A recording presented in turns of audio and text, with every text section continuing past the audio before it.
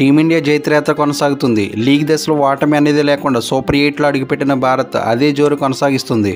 గురువారం బార్బడోస్ వేదికగా ఆఫ్ఘనిస్తాన్తో జరిగిన మ్యాచ్లో 47 పరుగుల తేడాతో విజయం సాధించింది. టీ20 ప్రపంచ కప్ 2024 సూపర్ 8 తొలి మ్యాచ్లో భారత్ 8 వికెట్ల నష్టానికి 181 పరుగులు చేసింది. టాస్ గెలిచిన టీమిండియా కెప్టెన్ రోహిత్ శర్మ తొలుత బ్యాటింగ్ ఎంచుకున్నాడు.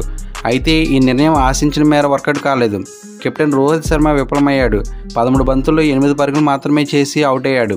దీంతో తొలి 5 ఓవర్లలో టీమిండియా 1 వికెట్ నష్టపోయి 34 పరుగులు మాత్రమే చేసింది. మరో ఓపెనర్ విరాట్ కోహ్లీ కూడా 24 బంతుల్లో 24 పరుగులు చేసి అవుట్ అయ్యాడు. క్రీజ్లో ఉన్నంతసేపు ధాటిగా బ్యాటింగ్ చేసిన రిషబ్ పంత్ 11 బంతుల్లో 24 రన్స్తో త్వరగా అవుట్ అయ్యాడు. దీంతో భారత్ 62 పరుగులకే 3 వికెట్లు కోల్పోయింది. ఈ దశలో సూర్యకుమార్ యాదవ్ 28 బంతుల్లో 53 రన్స్, హార్దిక్ పాండ్యా 24 బంతుల్లో 32 రన్స్తో రాణించారు.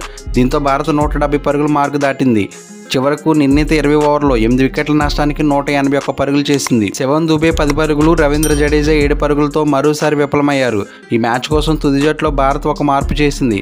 మహమ్మద్ సిరాజ్ స్థానంలో కుల్దీప్ యాదవ్ను జట్టులోకి తీసుకుంది. కాగా టీ20 ప్రపంచ కప్ 2024లో కుల్దీప్ యాదవ్కు ఇదే తొలి మ్యాచ్ కావడం గమనార్హం. ఆఫ్ఘనిస్తాన్ బౌలర్లో కెప్టెన్ రషీద్ ఖాన్ 3 వికెట్లు, ఫజల్ హక్ ఫరూకీ 3 వికెట్లు, నవీన్ ఉల్ హక్ 1 వికెట్ తీసుకున్నారు. 182 పరుగుల లక్ష్యంతో బరిలోకి దిగిన ఆఫ్ఘనిస్తాన్ను టీమిండియా బౌలర్ బుమ్రా భయపెట్టాడు. పదునైన పేస్తో ఆ జట్టు బ్యాటర్లను ముప్పు తిప్పలు పెట్టాడు. అతడికి ఇతర బౌలర్లు కూడా సహకరించడంతో ఆఫ్ఘనిస్తాన్ వరుసగా వికెట్లు కోల్పోయింది. సాధించాల్సిన రన్ రేట్ పెరిగిపోవడంతో ఒత్తిడిలోనే చివరికి సరిగ్గా 20 ఓవర్లలో 134 పరుగులకు ఆల్అవుట్ అయింది. ఈ మ్యాచ్లో బుమ్రా అద్భుత ప్రదర్శన చేశాడు. 4 ఓవర్లు బౌలింగ్ చేసి 7 పరుగులు మాత్రమే ఇచ్చి 3 వికెట్లు తీశాడు.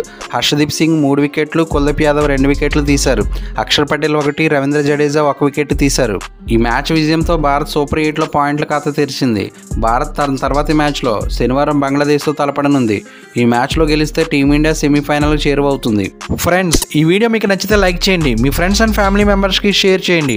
ముఖ్యంగా ఈ ఛానల్ సబ్స్క్రైబ్ చేసుకుని బెల్ ఐకాన్ యాక్టివేట్ చేసుకుంటే నేను పోస్ట్ చేసే నెక్స్ట్ వీడియో మీకు నోటిఫికేషన్ వస్తుంది.